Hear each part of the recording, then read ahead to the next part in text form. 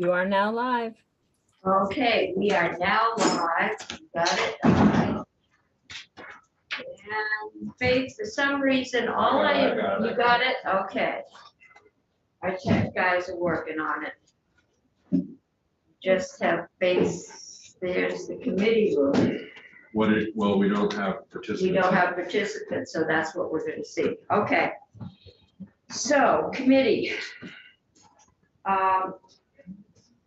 Members of the Chair of Appropriations and Stephanie from the Joint Fiscal Office asked to talk to us because we are making decisions on tax credits and there are other committees that are making other decisions and they're trying to put it all together and come up with a budget. And apparently the budget is not as flush as you might like to think. So I'm going to turn it over to you, Senator. We sent a memo over. I think they said it was on the printer. Yes, wait. Mark, could you get those? You have them now? Yes.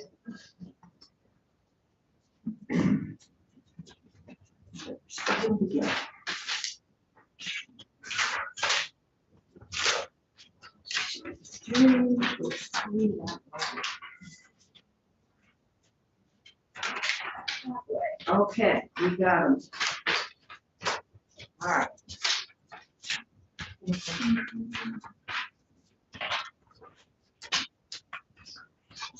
So I don't know that anyone here, I spent 3 weeks on a probe, so I don't think that counts. Has been on a probe, so assume we know nothing.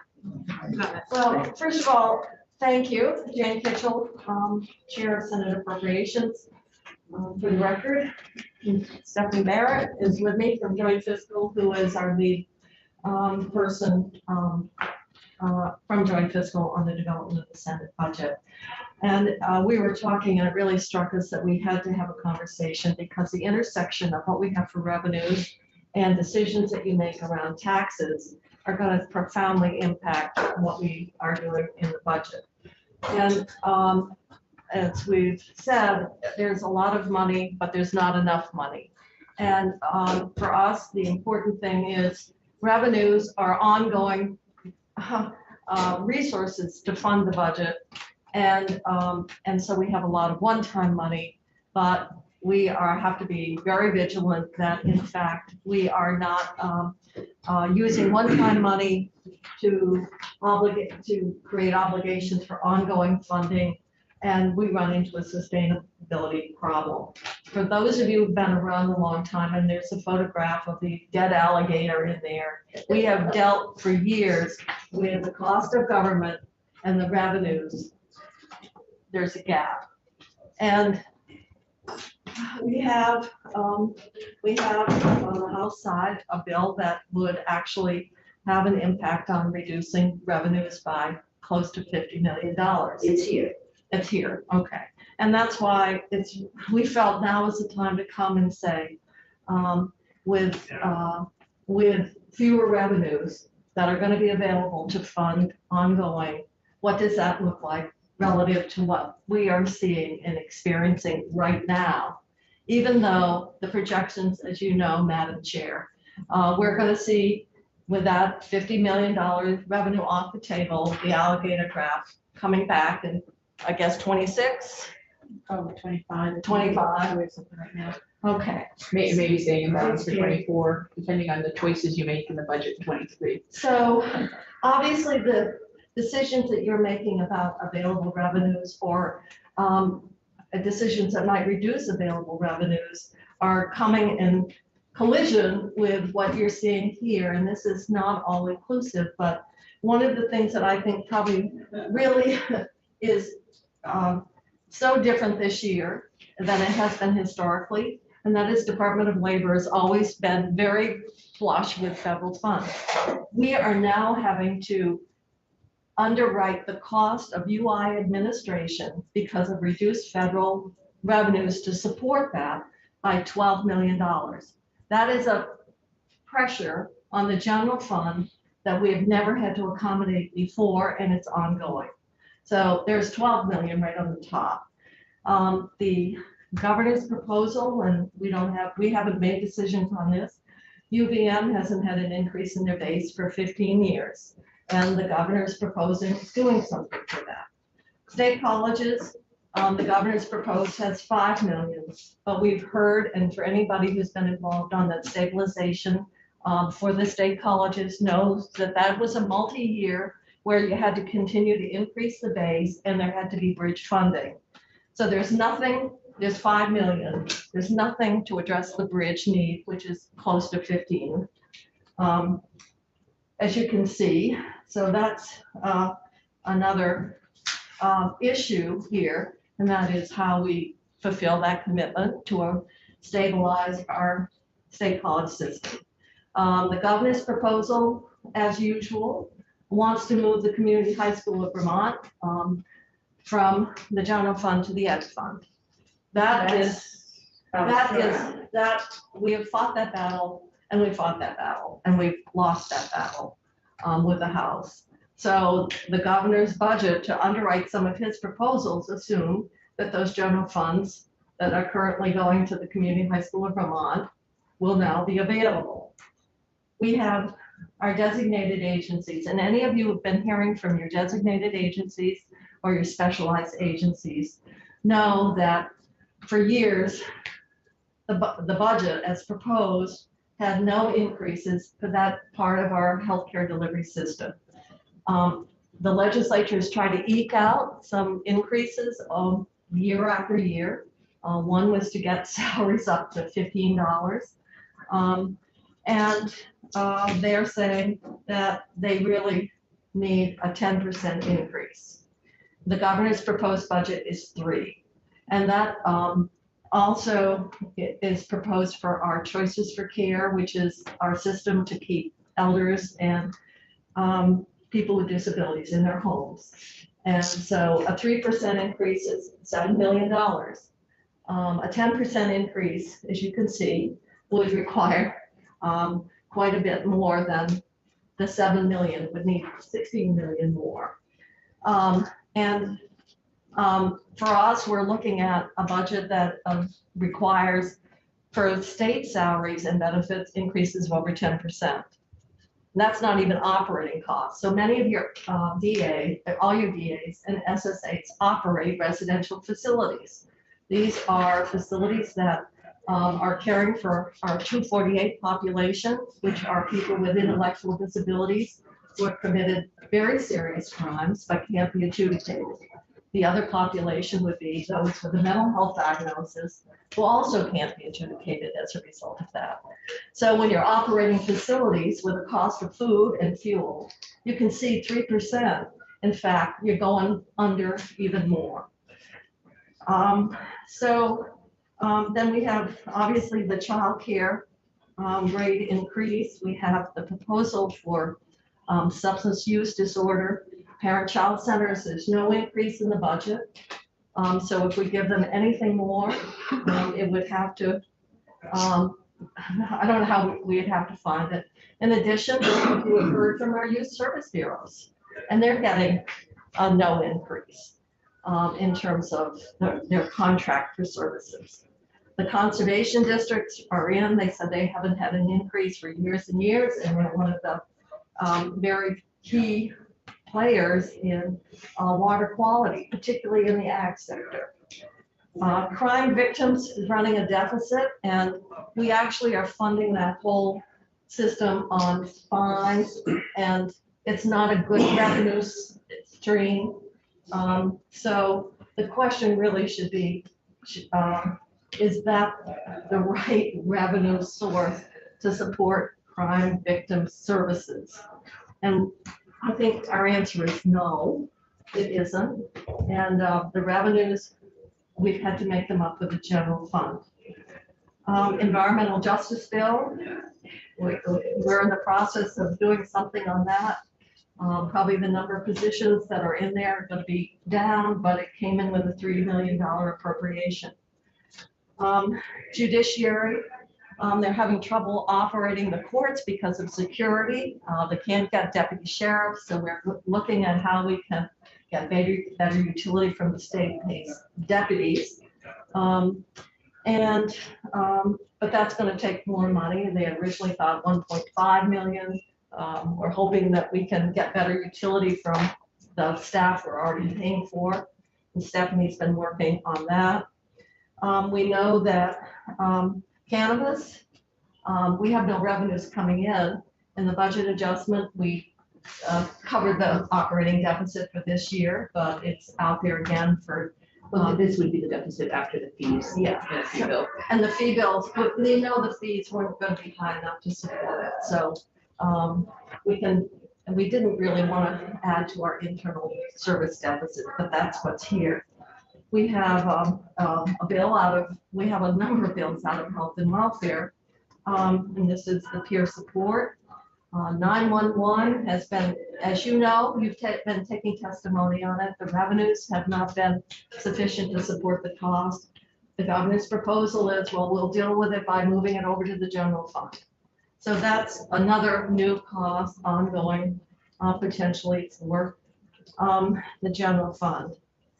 Then we have positions in the waiting bill, reach up, which right now, we've been able to provide a lot of support to those families. Those are the old, it's mostly single parent families, and we did do an increase, but I would venture to say that a family of 3 might be getting a grant of about $750, $800 a month to support and meet the needs of their families.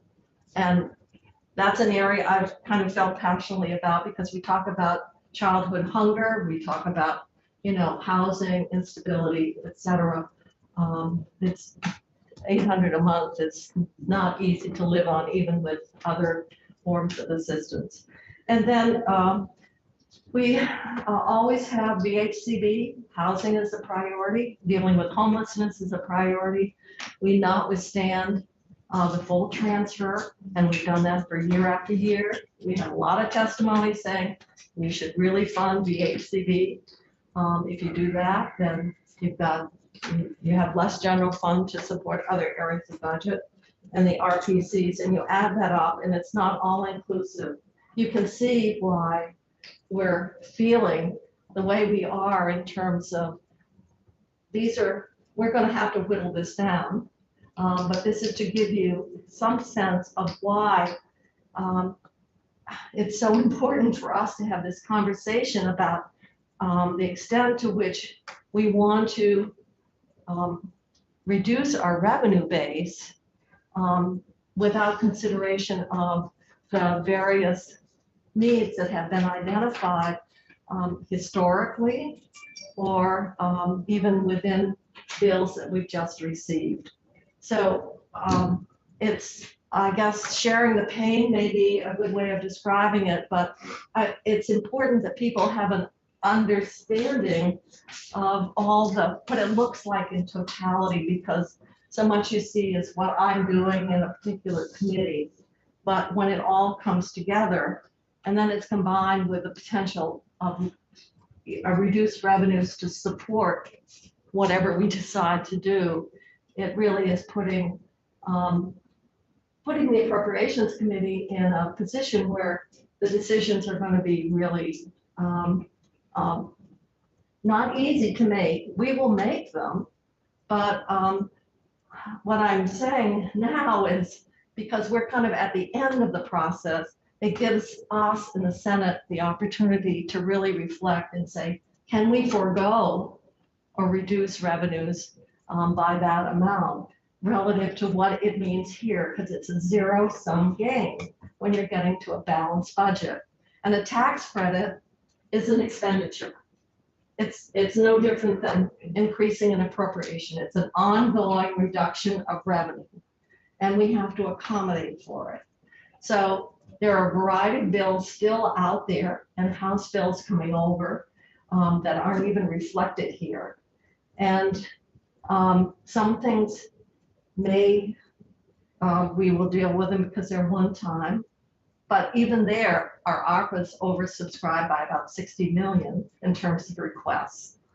So this is more a way of asking you to really think about and understand these areas of need or requests, and have that information as you're deliberating what you want to do with tax policy, because they go together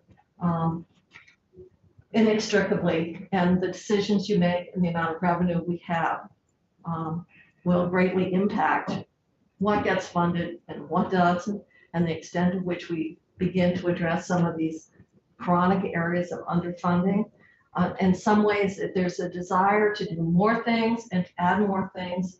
And the only thing I can think of is, should we be adding more rooms when our foundations in certain areas are, not very stable? And that's all I'm asking of you today, is to have the opportunity for me to say, think about it. If we could come in with a net reduction here, more in the 40 million, if you want to move forward with giving tax reductions to moderate it a bit, to help us address what we see as some very important areas, or areas that we're going to have to address anyway, and it will squeeze out anywhere we have discretion. I can't probably say to the Department of Labor, we're not going to fund our UI administration. I don't think, so those are some of the just budgetary realities. And I hope it's helpful to see and hear exactly what that fiscal reality is, because it's a heavy weight for us. I can tell you. I mean, it is just weighting us down in terms of what we're going to have to do. So is that, I mean, I'm assuming the House budget that is about to be on the floor will have integrity in terms of their own tax policies. And They have to balance along with whatever they've passed out in tax policies. yeah. Some of it they sent to us last year too. That's a little, I don't know how they deal with that, but so are you saying, assuming, as a matter of fact, as I understand, unless there's a miscellaneous tax bill, are they raising new revenue at all? No, in terms of what they passed last year on the corporate bill, there's updated estimates that they're carrying now, basically. They're dealing with our new. Yeah. The one we just voted on And today. their positions on the corporate tax pieces are updated with the new estimates in them, so that they're working with a current revenue estimate. They have pieces that, I think there's a property transfer tax piece that does raise revenue. That's in here. So- Pick that up. The governor's net was 49 million negative from the forecast. Their net right now with the updated forecast is about 47 something million negative net. And we're talking in the net here. You all would be deciding obviously the individual pieces, like the governor had sports betting in. So, Good idea. he had So- 51 negative and 2 million positive. So you're, That's right. No. That's the other thing, is that he had some revenues to do some offsetting. on one hand, I never envy your position because you have impossible choices, but I've always also thought you have this advantage of you're last to act, and not just for us, but in the whole building. And so in a crude way, you collect all of the demands and then you make a decision. What my experience in this room is that we tend to make more sort of one at a time decisions. And I don't know if there's a way to have us sort of more mirror your practice of compiling. And we can't very well send forward a tax change without and take the money out because the tax change is a tax change, but the way that often Senator Probst does. But at the end of the day, are you saying in terms of any tax expenditure or any fiscal impact we have as a committee, you're asking us to keep it at nothing, don't spend any more than 40 million? Is that what? Don't forego more than 40 million base revenue. Right. Because I'd like to see us trying to figure out, you know, it's impossible to basically, they're all compelling, but we rarely get the opportunity to frankly compare A to B. We are usually given a yes or no. And I don't quite know how to do that. Actually, it would be a question for staff too, because logistically, it's hard for me to imagine how we do that. But And we deal with that in appropriations, as people know. We pull the appropriations so that we're looking at them all in totality and therefore can weigh them out and make determinations. The minute you move a bill out separately, you're establishing that as your top spending priority inherent in that. And so it's for that reason.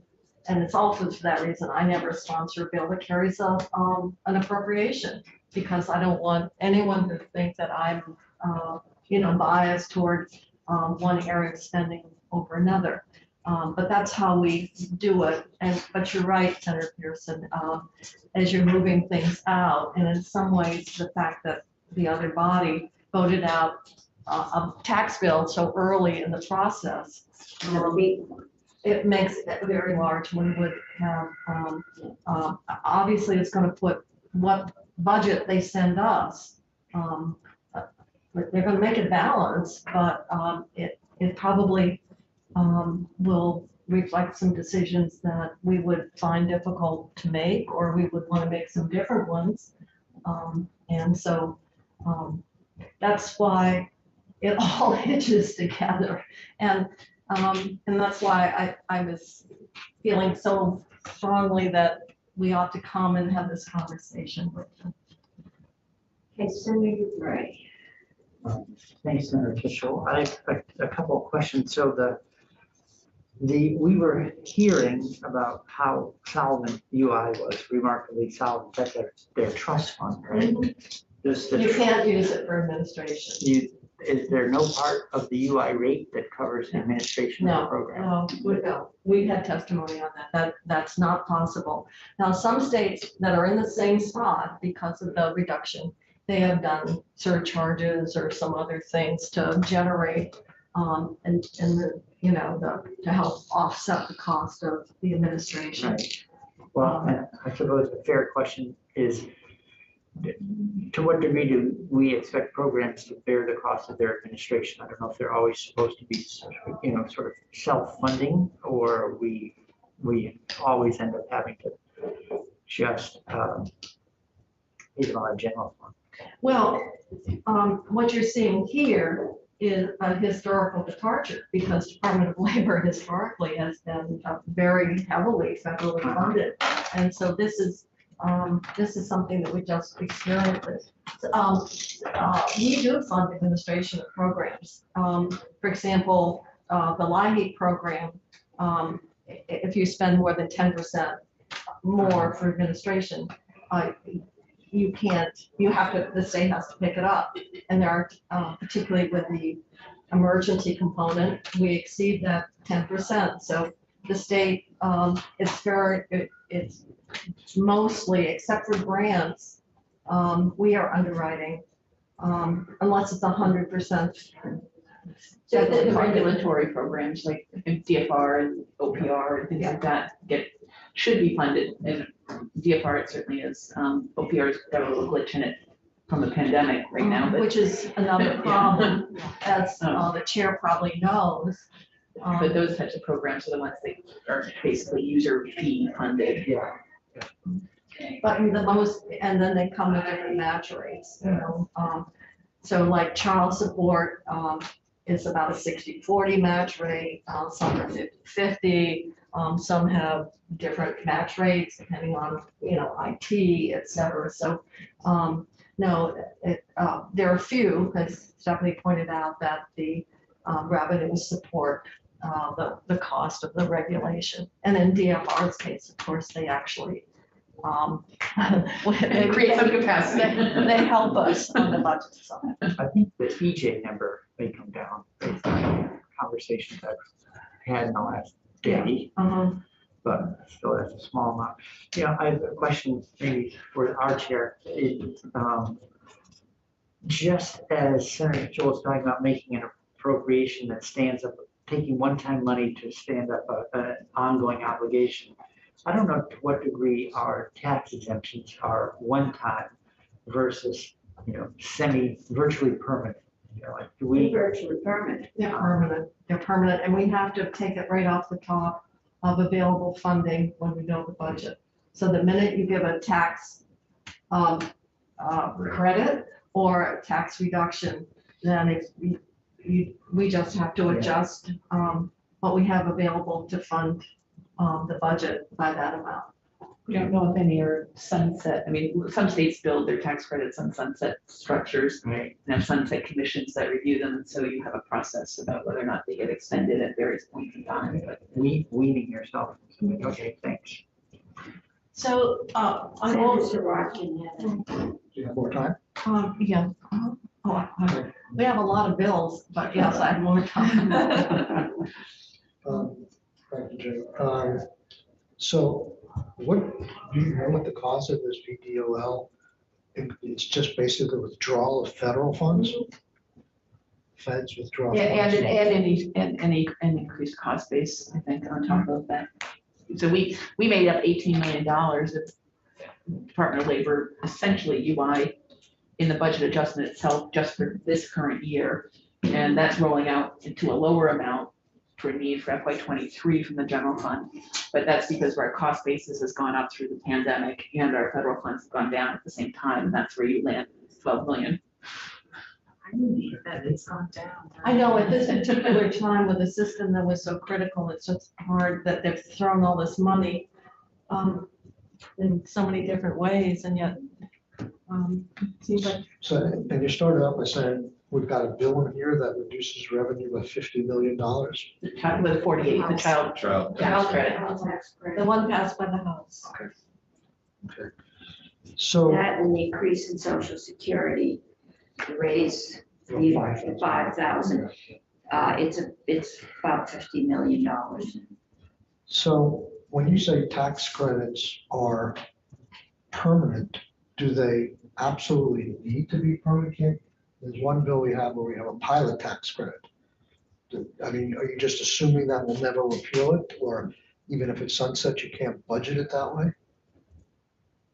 Well, the permanency piece is, are you impacting the base or not? So from a revenue standpoint, if you pass the tax credit, it's getting embedded into the forecast revenue. The statute specifically said it's only 3 Yeah, years. so the year that it is repealed, if it sunsets and we let it sunset, then that would change the forecast revenue by that amount. The difficulty is how, with the appropriation side, you can clearly make the appropriation one time in the budget bill versus what you put into the base parts of the budget where. Can you make a tax credit one time? Is that what you're asking? Essentially, yeah. Or multi-year, but not permanent. So it's only available For 1 year. well, generally aren't they claiming those tax credits over multi-year periods of time? That's where the cost comes in, because the revenue is affected out into the future. And with all this, I know you say you have a problem with ARPA money as well, but with all the ARPA money, if you're trying to achieve a social purpose, let's say, for the next 2 years, as opposed to funding it with a new program, general fund that may affect the base, you say we only need this for 2 years, can we use ARPA funding for that as opposed to general fund? Well,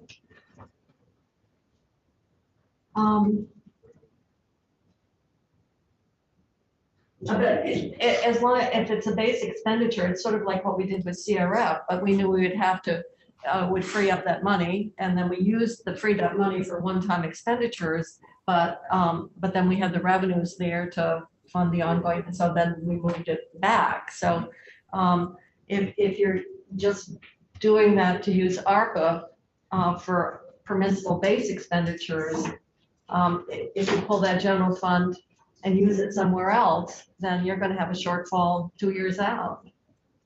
But if you're trying to reduce the general fund now and finding ways of doing it, and But the problem with that is you're gonna have to backfill with general fund, say 2 years out. And that will be, I'm thinking of new ideas, new programs.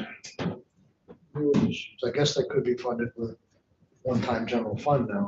but if you create, if they're time limited, that works. Right. But if you're creating an ongoing benefit program, Right. it won't, because you're gonna have the cost continue and the money goes away. So if you pass some sort of tax credit that was only applicable to FY '23, we could carry it in the one time, you wouldn't have to carry it in the base revenue, we could carry it in the list of one-time spending. It would add to that, you know, the governor spent $128 million of one-time general fund. We have nearly $100 million of requests on top of that. Not including the pension 50 million we did in the pension bill. And so we could carry it there and it wouldn't affect the base, but it would just be pressure down on the one time. The gamble, I suppose, is that, you know, you get it, you enact it for 1 year and you actually let it go away in 24 and it doesn't just pop up as and the budget can be just as sort of guilty of that as we say it's one time and then it turns into 3 or 4 years or. But we And try it's very hard. hard to do that, simply because we've dealt with some of that short term and frankly, that whole pension and retiree healthcare. And this example of putting a benefit in place without really addressing that funding. And so I think those of us who have worked really hard to try to address some of those short-term decisions and that are creating huge liabilities for those of us who are here now are trying to really be very vigilant not to do that for the people that are going to come in after us. For example, we had those healthcare benefits for retirees, but we never did anything to start pre-funding them. So it's all been a pay-go and it's all been defaulting onto the general fund. So that's an example of doing something that was attractive or you'd like to do short term, but to not address it longer term, knowing it's an ongoing obligation, can be pretty costly. Okay. So I'm sorry to depress you all, but I'd love, No, I Share your actually want to depression. thank you Share for your sharing the depression, right? misery. I'm carrying it. Yeah, I guess I just have to say, that what we have to work with in our ability to even, and obviously we're not going to be able to do all this. There's some things we're going to have to do. We can't say we are going to support the administration of our UI program. But others, we can continue to starve. We can, and it becomes even harder. And for many community-based organizations, Alice Nitka was saying that the ski area is now paying $20 an hour. Well, when you're paying personal care attendants to care for a senior in their home, and you're paying them $12.58 or whatever, you can see how difficult it's going to be to find people that are willing to do that kind of work for that compensation. And so it's all over the place, whether we're talking about our adult day programs or whatever. And so I just am saying, the more tax revenues you forego, the more difficult and the more we are constrained to even begin to make some progress here. You have a question? No, I was super. Okay. I do appreciate your allowing us to come in. And I hope it'll, when we make these decisions, people can understand the world in which we're having to. And I expressed this before, the real trouble I have is essentially what you said at the beginning. is how do you coordinate the tax credits and revenue foregoing with the appropriations process? Because a tax expenditure is really nothing more in my mind than an appropriation. You're Now, absolutely. We're dealing with certain elements here, you're dealing with there, but somebody either has to deal with it all, or you and Ann have to agree upon what's gonna be the revenue side and what's gonna be the tax side, and then we work within those budgets, which is essentially, I think, what you're asking us Right for. now, and we have an opportunity to do it because we're kind of in the, we come second. Although, the House did what they did. They moved a very major tax bill and they moved it way ahead of the budget. And obviously that'll have to influence the decisions. It's just, we have an opportunity to kind of take a fresh look and understand what the implications are because it is all connected. And that's why I was saying, if you've got a bill that's carrying money, let us know, because it gives us some sense of what the magnitude of the demand is going to be. And this helps us understand if we pass that child tax credit, what we're gonna have to forego. Yeah, and Some of the other things we're gonna have to forego, including, And- keeping our mental health services viable that some of these kids may need. well, I know, and I guess probably, I feel, I guess I see it in a different way because as I have said before, I started my career as an old state lady and working with particularly with all single family.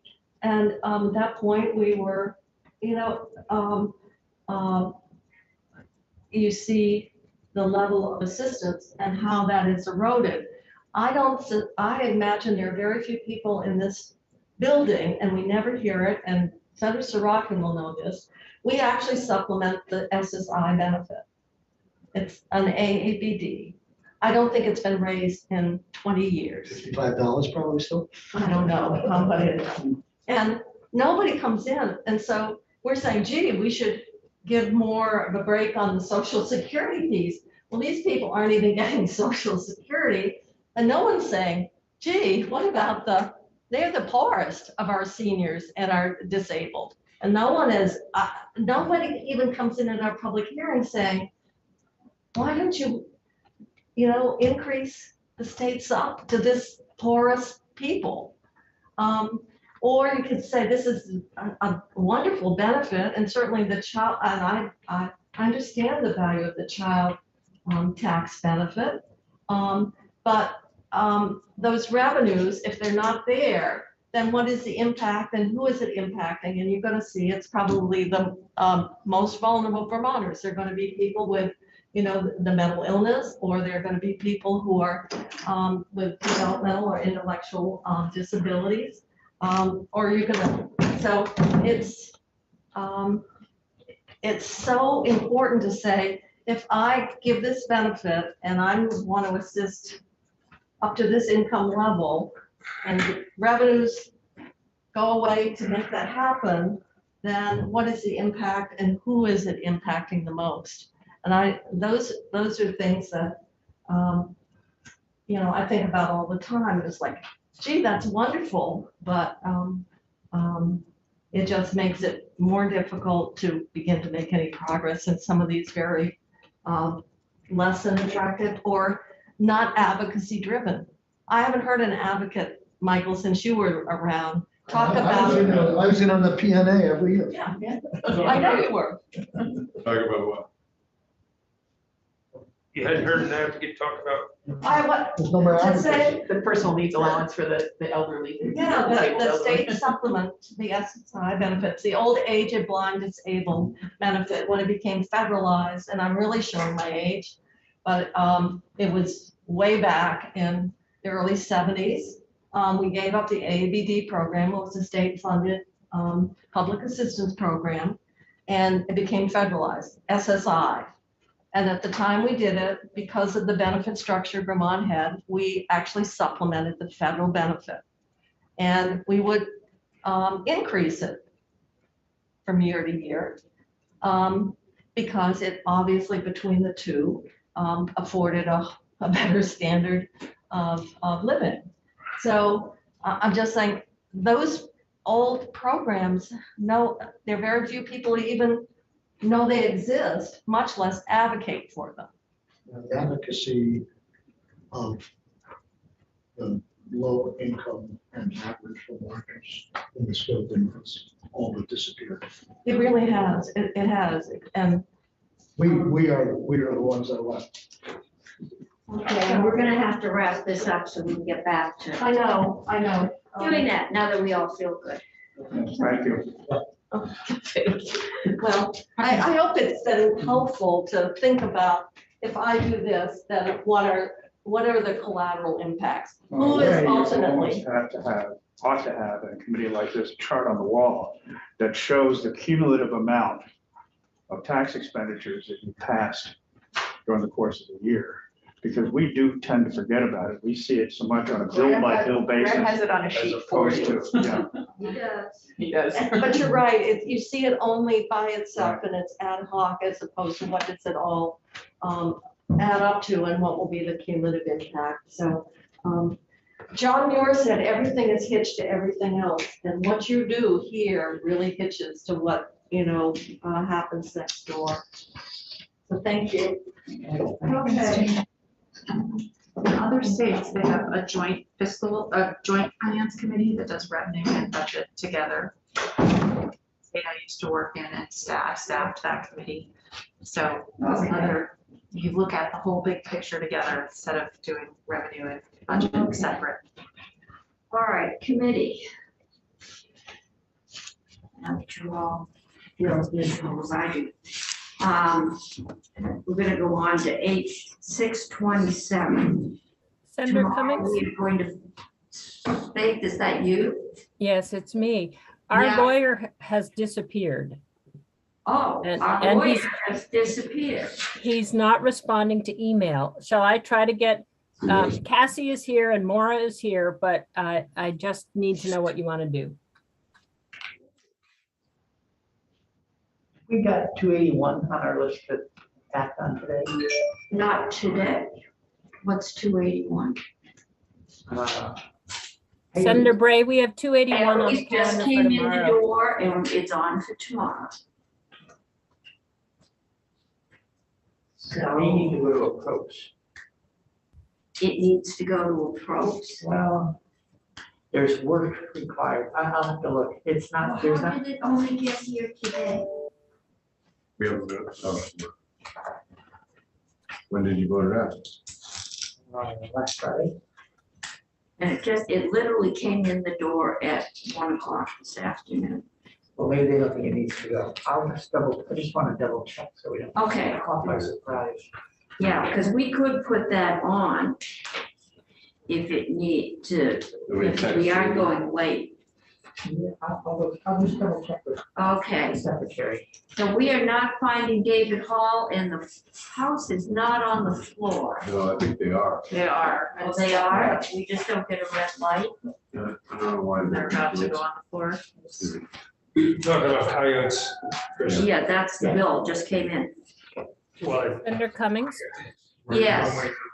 I've invited Abby and Julia to join us, and I think we have to say goodbye and thank you to Cassie and Maura, and we'll reschedule H627 to next week. Okay, and maybe we can put the coyote bill on at the end. I'm happy to. I asked Michael O'Grady whether it had to go to appropriations, and I haven't heard. Okay. Because somebody's really dropping the ball on that one. All right, so if we can find Abby, and thank you, Cassie and Mara. The case of missing attorneys. That sound like an Agatha Christie. Okay, but I do see Abby and Julia Richter. So H556, Abby, can you walk us through that? Yes, I'd be happy to. That Just, would the committee like me to share my screen, or do you have copies in front of you? Yeah, I'm sure I've got copies here, but it might be better if you shared your screen. Great. Shall I share the section by section? Or the Yes. bill language? I think that section by section. Share my screen. And for the record, Abby Shepherd, Office of Legislative Counsel. Let's get the H556 up. Is that large enough for the committee to see on the screen? Yeah, I think so. That's maybe too close. Okay. Great. So this is an H bill that is fairly limited in scope. It relates to creating a new property tax exemption for Vermont state recognized Native American tribes. The first section inserts a findings statement of purpose. It is session law, so it is not going into the green books. It explains that the General Assembly acknowledges the Abenaki people as the traditional land takers of Vermont, New England, and Quebec, and acknowledges these peoples, and in acknowledging them intends to provide a statewide and municipal property tax exemption. To note, it is for the Native American tribes, not for individual members of those tribes. The second section of the bill lays out the statutory purpose. So you've seen this in several of the recent tax bills that have been before you. This is required when a new tax expenditure is created. A statutory purpose has to be enacted into statute to explain why. This statutory purpose is to recognize the Abenaki people as the traditional land caretakers of Vermont and to lower their costs to allow them to dedicate more of their financial resources to furthering their tribe-related activities. Section 3, again, this bill is fairly short, but it does have multiple consequences of the language. The property tax exemption in Section 3 is in Title 32, Section 3802. It creates a new full property tax exemption from both state and municipal property taxes. The conditions for the exemption are that it is only available for non-homestead property. So again, this is not for individual homeowners. It's for property that is owned by a Native American tribe that has been recognized under Vermont statute. That's in Title I in Chapter 23, which requires application to the Vermont Commission on Native American Affairs. Or it can be a property owned by a nonprofit organization that is organized for the tribe's benefit and controlled by the tribe. So those two qualifications, organized for the tribe's benefit and controlled by the tribe, apply to the nonprofit. There is a condition that the property must be used for the purposes of the tribe, and it may not be leased or rented for profit. And I put a note here that that is similar to an existing property tax exemption that applies to property owned by a post of a veterans organization. So the consequences of creating this new exemption, again, it's not available to homestead owners. There's no requirement that it be voted on by local voters. It applies uniformly across the entire state, and it applies to both state and municipal property taxes. That means that the taxpayer would not pay either of those taxes. It also means that towns would not be required to make education property tax payments to the state for the exempt property. That's what happens when there is a municipal only voted exemption. In terms of revenues, that means both the education fund and the local budget would forego property tax revenue going forward. So it does affect both town and state grand lists. And Julia can speak more to what those impacts actually will be for the universe of these properties. And the effective date is July 1st, 2022. I'm going to stop sharing my screen. Okay. Are there any questions? Any questions at this point? I'm assuming the tribes do not provide tribal schools. Would the municipality be obliged to plow roads on tribal land? Is there any reduction in the service that the tribes would potentially receive? This just applies to the property tax. So those, that's more of a Tucker Anderson question in our office, but I understand those are paid for with other, generally with other municipal fees. It's just water. Snow plowing is paid for with your municipal property tax. If water and sewer is separate, that's a separate enterprise fund. In some towns, I don't know if in all towns, but I don't know that. So we are, in some towns, have a lot of tribal land. So whenever there is a new property tax exemption, the town still has to fund their budget and set the tax rate based on the spending for their budget. So that could potentially increase the tax rate locally by creating an exemption because the grand list will be reduced somewhat. And the town, what I'm wondering is, can the town reduce services to offset? I doubt it. It would depend on the will of the voters, but I would be surprised if it were permissible for that to happen for one particular taxpayer. Okay, Senator Pearson. Did you, I think you did say it, but I missed it. What's the total cost? Julia will be able to speak to that. I didn't address that. Julia's coming next, so maybe we'll go to Julia. Okay, Julia. Thank you. Good afternoon, Julie Richter with the Joint Fiscal Office. So there should be a fiscal note published under my name on the committee page. Would you like me to share my screen or should I just walk you through it? I think, share your screen. I think Sure.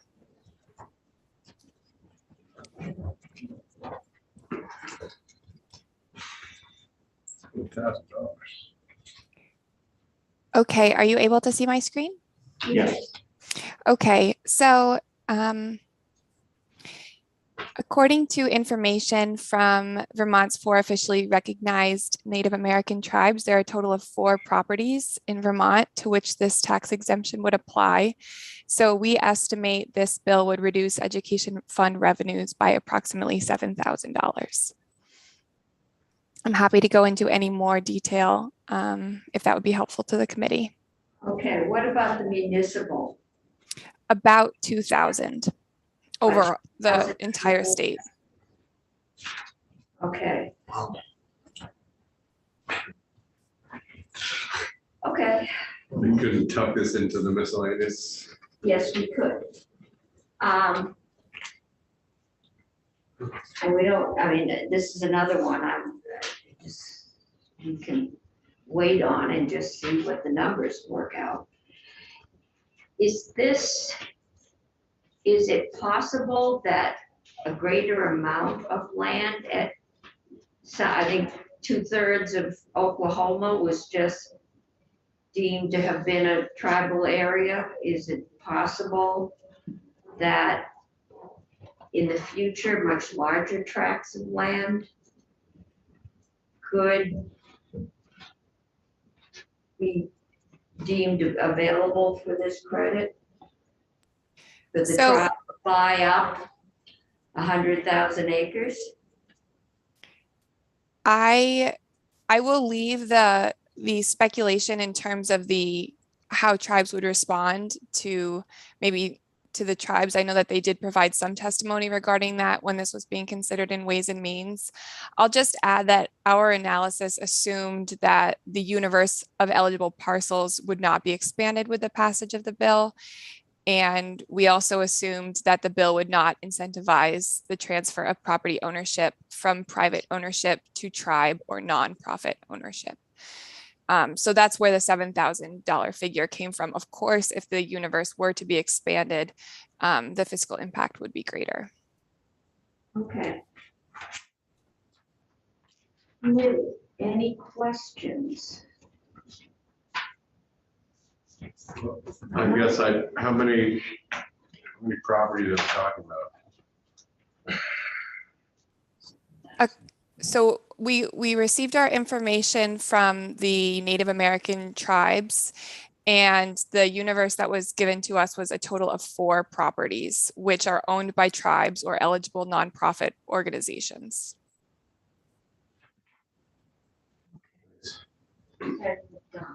We'll grant the exemptions by name or by definition. By name of the tribe? No. No, name of the properties. Oh, They found 4 in the last week, and by next week they find 40. How many are we on hook for? I think that's what my question is, and we know 4 now, but what's to say in 5 years, somebody doesn't die and endow the tribe with a large tract of valuable land? And that's where the risk is on this one. Which direction does the language go as written? It's not, this is just a general, right? It's a description. It doesn't say these specific 4 properties. Am I correct in That's that? correct. Yeah. Yes, it does not specifically name any particular properties. The conditions to qualify are a recognized tribe, and currently there are, I believe, 4. It needs to be owned by that tribe or by a nonprofit organization that is both organized for the tribe's benefit and controlled by the tribe. And the land or the property can only be used for the purposes of the tribe and cannot be leased or rented for profit.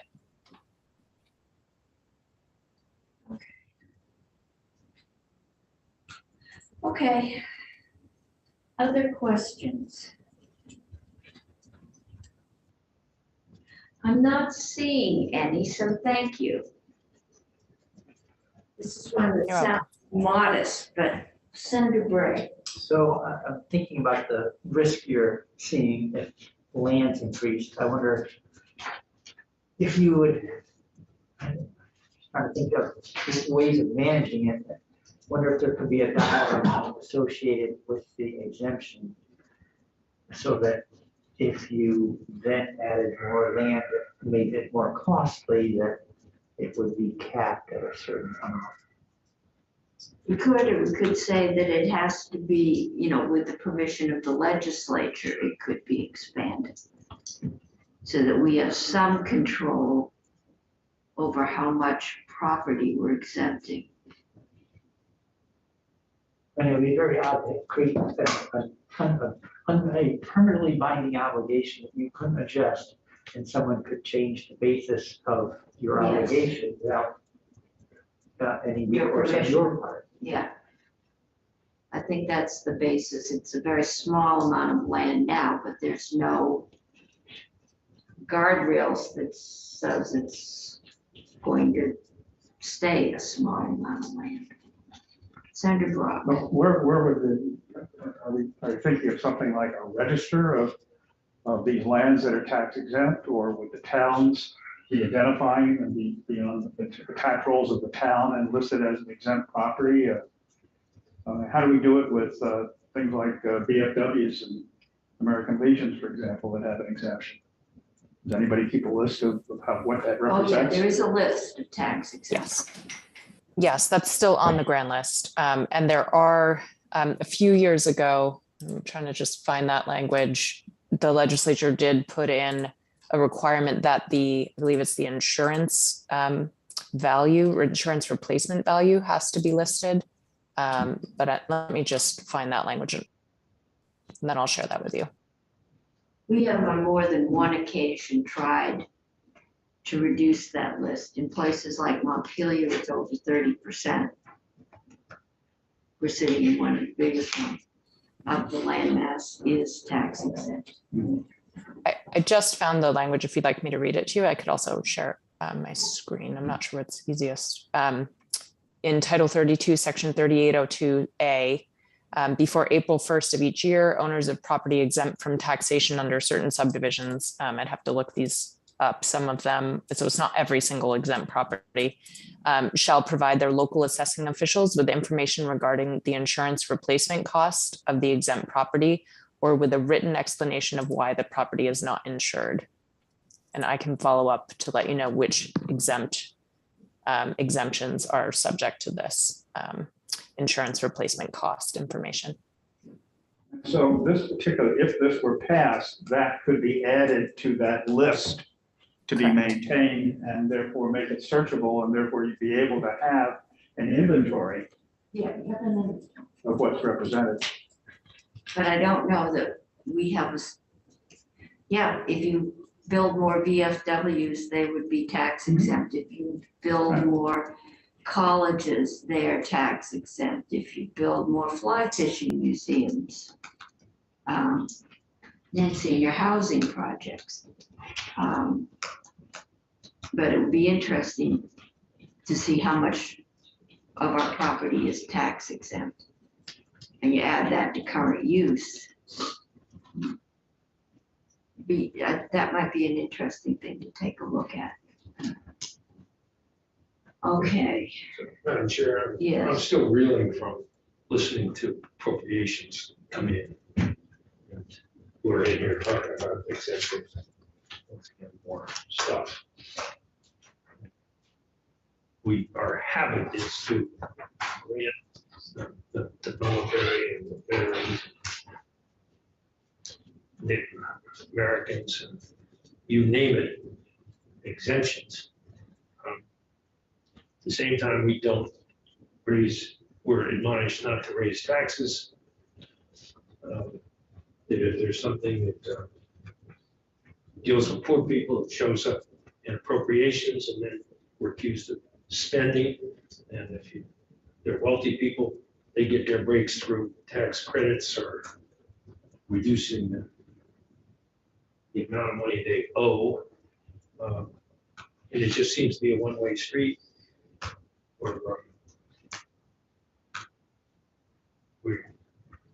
We have existing programs we don't fund, the advocates don't show up. I've been trying to bully this committee about having 80% of people who pay their local education taxes based on income, and I haven't seen any movement or discussion or support of that group of people that are at the bottom of the heap. We're told, we can't raise it. We watch the federal government give tax cuts to the very wealthy, and then we're told that we got to trim our budgets because we're not responsible. And it just keeps on going, and we don't Senator. Turn a corner and push back. So. I don't think we've passed out any bills. We do have some tax credits in front of us now. I don't think anything we've done up till now with the pensions, but that got balanced out with the corporate tax. I'm going to, not just vote things out. I think I asked you to get that 80% drafted, so we had something to present to the committee into what it would take, in the way of funding or loss of revenue to do that. Drafted, you didn't. You asked me to ask JFO to come over and tell us how we could What it would restore that, and I made that request. Okay, so we will ask JFO to come over and talk to us about that, because that has been an ongoing adjustment. We also have adjusted the housing prices. $250,000 right now is a doghouse. You can't build a house for $250,000, so we might want to look at that. And we will look at that, okay? Our problem is we don't have all day, and we don't just have taxes to do. So I think if there's no more questions on this one, Faith, have we found our lawyer for 627? David Hall is not available this afternoon. Okay. And What? Michael O'Grady, who is the lawyer on S-281, is also not available this afternoon. Well, 281. 281 is a fee, Senator Bray. Yeah. I don't know if we need a lawyer. I was gonna say- A recommendation, take care of that. Is that going to approach, did you find out? It is not. So I talked- It is not, It's okay, not going to approach. okay. But it is a really straightforward fee based on an existing program, which is the fee system for when you're hunting bear with hounds. There was never a hunting coyotes with hounds program before. It's been largely, virtually unregulated. So they took the same structure, they hand out a certain number of permits, there's an in-state fee, out-of-state fee. It's only a maximum of 100 permits at $50 a piece if they were all subscribed by Vermonters. If out-of-staters, if there are enough to supply any to out-of-staters, it will be a maximum of 10, and they're $200 a piece. So we can either do that today or tomorrow. But And it meetings is and records. 20 minutes of 3. We have H 437, which is one of our favorite bills, and we haven't managed to get it out yet. And I doubt that we have anyone there. So maybe Faith, I'll give the committee like a 10-minute break. Abby, can you hang with us? And we'll take a break and we'll see if we can just notify other folks that we're running ahead. And I hate to, Well, why don't we not schedule for 3? that's scheduled for 3. So we'll take a 10-minute break and see if we can start them 10 minutes early. And then I really am hesitant to put the coyote bill and stick it on the agenda at the last minute just because of the public interest in it. I don't want there to be any indication that we're trying to sneak it through. So we got it today. If it doesn't have to go to approps, we'll put it on for tomorrow with the other S bills that we've got to get out. It sort of got lost, even though we voted it out 6 days ago. It just took a Would you while. like to end live stream now?